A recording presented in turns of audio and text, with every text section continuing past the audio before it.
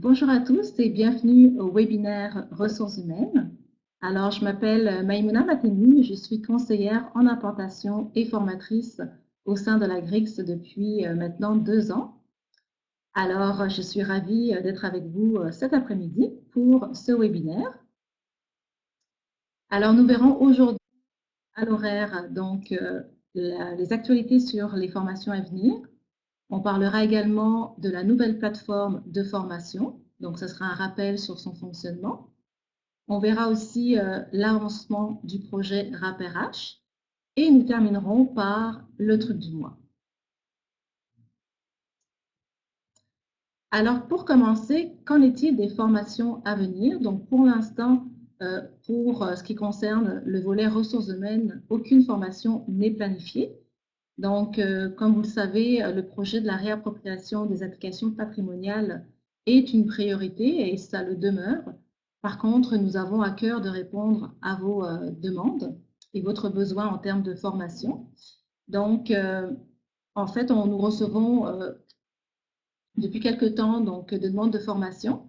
Il faut savoir qu'elles sont enregistrées sur une liste d'attente et nous avons commencé à regarder cette liste depuis le début du mois. Donc, nous allons vous revenir au fur et à mesure sur les besoins dont vous nous avez fait part. Par contre, une solution qui pourrait vous arranger, ce sont les enregistrements. Donc, il faut savoir que les formations qui ont été données, donc par exemple la gestion des postes qui a été donnée plusieurs fois cet automne, eh bien, ont été enregistrées et les enregistrements peuvent vous être rendus disponibles. Donc, il faut compter qu'ils seront facturés au tarif de 44 $ par heure et par participant. Et concernant l'organisation, vous devrez nous spécifier à l'avance le nombre de personnes qui souhaitent visionner les enregistrements. Et ces personnes auront aussi droit à l'espace de formation qui leur permettra de faire les exercices qui sont en lien avec la formation. Il faut savoir aussi que ces enregistrements seront disponibles 3 jours ouvrables consécutifs, donc à partir de la date de votre choix. En même temps, vous aurez accès à la documentation qui sera associée à la formation, à savoir le guide de formation, la présentation PowerPoint et le cahier d'exercice si cela s'y prête. Donc, probablement que vous avez déjà été contacté pour certains d'entre vous. En tout cas, si ce n'est pas encore fait, vous le saurez prochainement.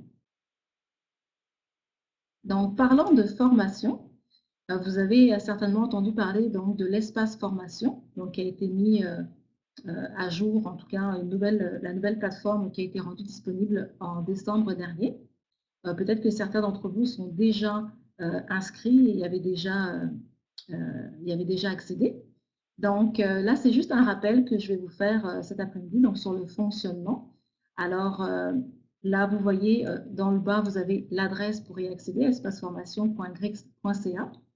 En cliquant et en allant sur ce site, vous verrez cette fenêtre apparaître avec donc tout d'abord, si c'est la première fois que vous y accédez, vous pourrez avoir un petit guide première visite ici. Mais sinon, vous pourrez ici cliquer sur l'image Microsoft et ensuite, vous verrez apparaître cette fenêtre Se connecter afin d'y accéder. Alors, il faut savoir que cette plateforme fonctionne avec l'authentification de Office 365. Donc, normalement, vous aurez un certain nombre d'informations déjà remplies. Si jamais votre organisme scolaire ne fonctionne pas avec Office 365, à ce moment-là, tout simplement, communiquez via le courriel formation@grix.ca et là, on pourra vous guider pour vous inscrire à des formations. Donc, tout simplement, une fois que vous êtes connecté, complétez votre profil et vous verrez que c'est assez rapide. En 3-4 clics, votre compte et votre profil seront créés dans l'espace formation et vous serez à ce moment-là prêt à explorer toutes les possibilités. Il faut savoir aussi que lors de la première connexion, vous aurez droit à une visite guidée qui vous permettra en fait d'accéder aux principales fonctionnalités de la plateforme. Donc, première chose, pour naviguer dans l'espace formation, vous voyez dans la navigation de gauche, vous avez plusieurs éléments, dont le tableau de bord, le calendrier et aussi des informations personnelles. En fait, quand vous arrivez dans le tableau de bord, vous pourrez ici accéder sur la partie Mon apprentissage qui va en fait lister toutes les formations auxquelles vous êtes inscrit. Également, vous avez cette partie-là ici qui s'appelle Formation complétée et en fait qui concerne tout ce qui a trait aux auto-formations. Donc ça, le tableau de bord, c'est principalement l'information qu'elle contient. Autre chose aussi que vous pouvez voir, c'est le calendrier. Donc, comme vous le voyez ici, au mois de mars, pour chacune des dates, vous avez plusieurs propositions de formation. Donc, vous pouvez consulter toutes les formations qui sont offertes au courant de ce mois-ci, probablement aussi au courant des mois futurs. Donc, vous avez également sur la partie supérieure un bandeau avec ici indiqué nos formations. Donc, vous pouvez voir aussi, à partir de ce bandeau, tout simplement cliquer sur le produit qui vous intéresse. Donc, ça peut être, par exemple, Mosaïque Administration. Et de là, vous verrez donc la famille de produits, le produit, également les cours proposés. Alors justement, une fois que vous aurez exploré toutes les possibilités, que vous êtes prêt à vous inscrire, là, il faut savoir qu'il y a deux façons principales pour vous inscrire parce que tout dépend en fait du type de formation. Donc, s'il s'agit, comme dans l'exemple ici, d'une formation réservée à un organisme scolaire, donc comme vous voyez ici, réservé, eh bien, à ce moment-là, un lien va vous être envoyé et ce lien va contenir un code d'inscription unique et surtout à ne pas partager, que vous allez inscrire ici dans cette partie-là, donc code, et vous allez cliquer sur le bouton m'inscrire. Donc à ce moment-là, vous aurez accès à la formation et aux documents qui seront mis pour cette formation. L'autre possibilité qui s'offre à vous, c'est les formations ouvertes à tous. Donc dans ce cas-là, eh bien, cette fois-ci, ce sera un petit peu différent. Donc, vous allez en fait vous inscrire, inscrire votre courriel ici, dans cette case-là. Alors, le courriel de la personne à qui facturer. Donc, vous savez à l'interne quel courriel serait approprié dans ce cas-là. Et cela va permettre en fait de confirmer votre inscription et vous allez recevoir un courriel, cette fois-ci, une fois que votre inscription sera confirmée, évidemment validée, pardon, parce qu'évidemment, tout dépendra du nombre de places disponibles. Donc, voilà. Alors, en résumé, pour cette partie-là, eh bien, deux façons de vous inscrire, pour la partie de formation. Alors, vous pourrez donc d'abord créer votre profil, ensuite regarder un petit peu les offres qui sont faites à partir du calendrier ou à partir du produit. Et ensuite, vous allez vous inscrire soit à une formation réservée à votre organisme scolaire, soit à une formation ouverte à tous. Donc là, en bas, vous avez ici le webinaire, un lien vers le webinaire qui avait été donné justement pour expliquer un peu toutes ces étapes. Donc là, il s'agissait de faire un rappel. Alors maintenant, nous allons passer au troisième point qui est en fait, qui concerne l'avancement du projet RAP RH. Alors, voici un petit peu les faits saillants concernant le pilotage. Alors, deux organismes étaient concernés, le Centre des services scolaires des sommets et la commission scolaire Les Study Persons qui nous ont aidés justement à peaufiner notre formule d'implantation. Donc, donc le projet s'était tiré du 15 décembre au 8 avril. Donc, c'est sûr que ça peut paraître long, mais comme vous le savez, on a eu les fêtes de Noël et récemment la semaine de relâche. Donc, on compte évidemment, pendant cette période-là, il n'y a pas eu d'activité. Il a fallu aussi compter sur la finalisation du matériel pédagogique, donc qui se faisait au fur et à mesure. Et aussi, on a apporté quelques ajustements durant cette période-là. Mais comme vous le voyez, ça se termine, donc on arrive à la fin. Les principales activités, donc à savoir le débranchement de la passerelle puis les formations, ont été donnés. Donc, concernant justement la formule d'implantation qui a été mise en place, les 2 organismes scolaires l'ont trouvée satisfaisante. Il faut savoir qu'on a compté à peu près 28 heures de formation, donc pour le module gestion des postes de PAIGRH, une quinzaine d'heures de consultation. Ces consultations comprennent aussi les rencontres de gestion de projet et les consultations en gestion de changement pour accompagner justement les parties prenantes dans ce changement-là. Bien sûr, dans cette formule, en fait, on ne compte pas, il faut compter en plus, pardon, les heures de travaux préparatoires que les organismes doivent faire de leur côté.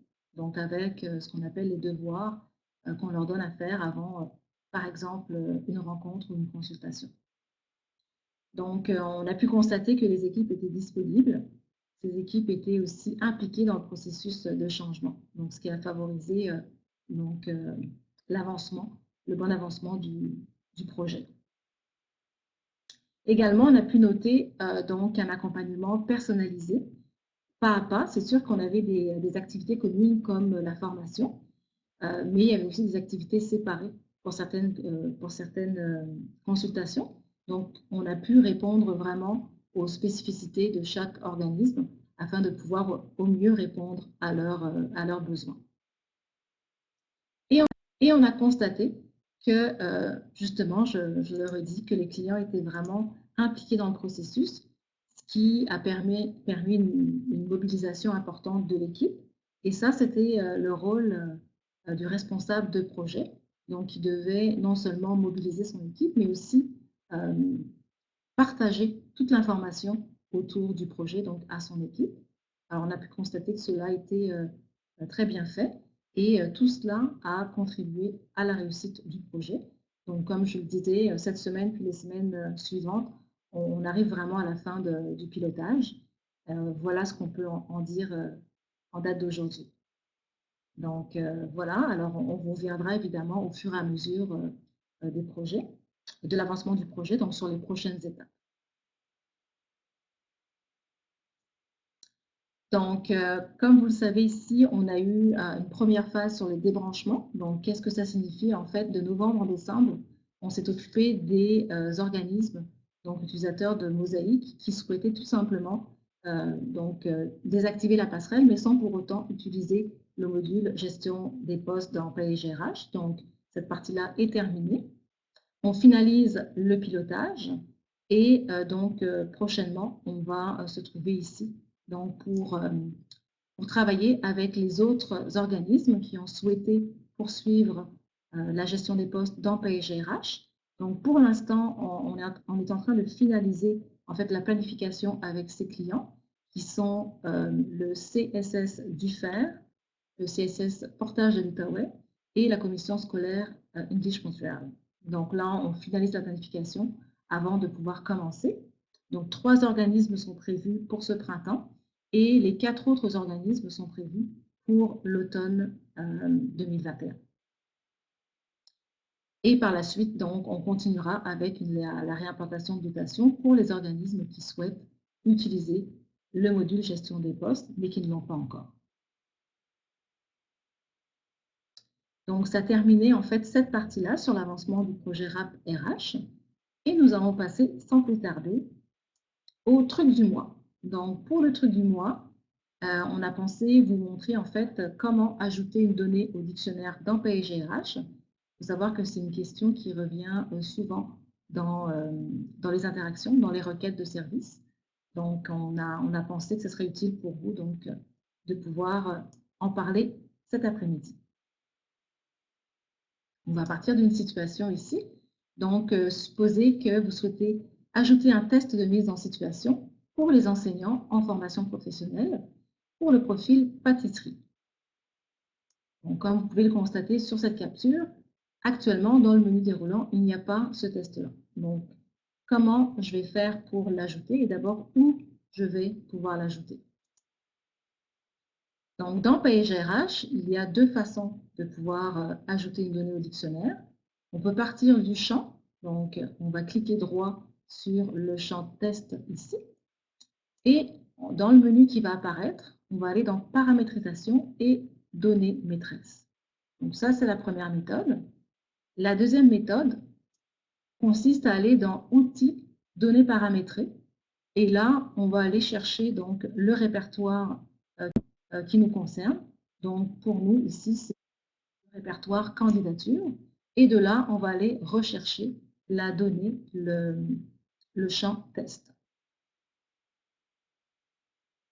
Une fois qu'on est arrivé là, donc on arrive en fait finalement dans cette fenêtre qui va nous permettre de pouvoir insérer en cliquant sur le bouton insérer ici ou en cliquant sur l'icône en haut insérer qui va nous permettre d'insérer une ligne et d'ajouter la donnée. Donc comme vous le voyez en bas, on a pu ajouter la donnée et cliquer évidemment sur sauvegarder. Donc, une fois que la sauvegarde a été faite, il va falloir fermer l'application et l'ouvrir de nouveau pour pouvoir accéder, donc pouvoir voir la donnée qui va apparaître ici, comme vous le voyez, dans le dictionnaire. Donc, à ce moment-là, tout le monde, tous les utilisateurs pourront l'utiliser.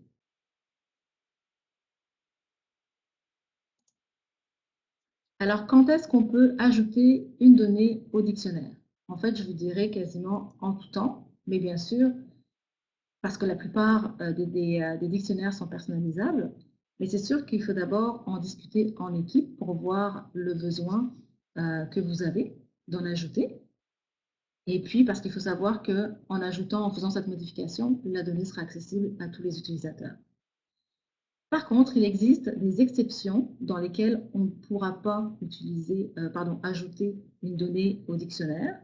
Donc, dans ces cas-là, comme vous allez le voir ici, eh bien, les données, les icônes retirées ou insérées seront grisées. Donc, ça signifie que le système empêche l'ajout de nouvelles données au dictionnaire. Alors, pourquoi? Ici, on a un exemple, l'exemple du statut de la candidature. Donc, quand on est dans le module candidature, on ne peut pas ajouter de nouveaux statuts. Ça, c'est pour garantir le bon fonctionnement du système et notamment, dans ce cas-là, pour permettre d'utiliser la fonction recherche par critère, donc pour qu'elle puisse être optimale avec ce critère-là. Dans d'autres circonstances, les dictionnaires ne sont pas modifiables pour des fins de conformité. Donc, ça peut être à peu près les deux raisons pour lesquelles il y a une limitation dans le système. Donc, de toute façon, vous le verrez tout de suite en allant dans la donnée. Donc, évidemment, ici aussi, le bouton insérer est grisé. Alors, ceci termine en fait le webinaire d'aujourd'hui. Donc, je voulais savoir si vous aviez des questions.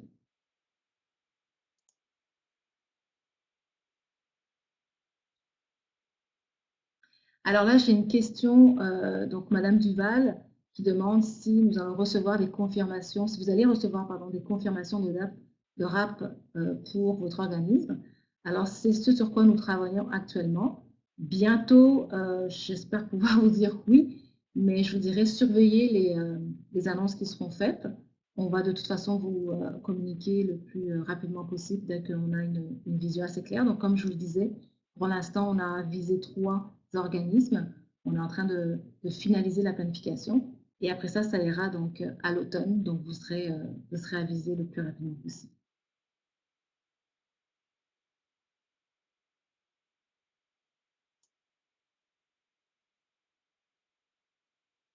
Alors, n'hésitez pas donc, à utiliser le chat pour poser vos questions.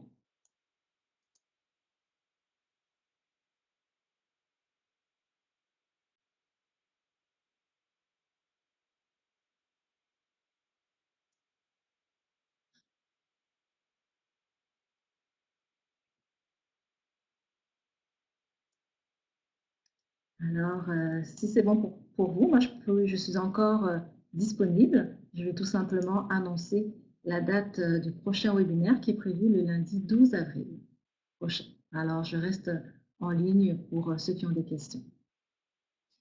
Pour les restes, pour vous autres, je vous souhaite une très belle après-midi et une bonne semaine. À très bientôt.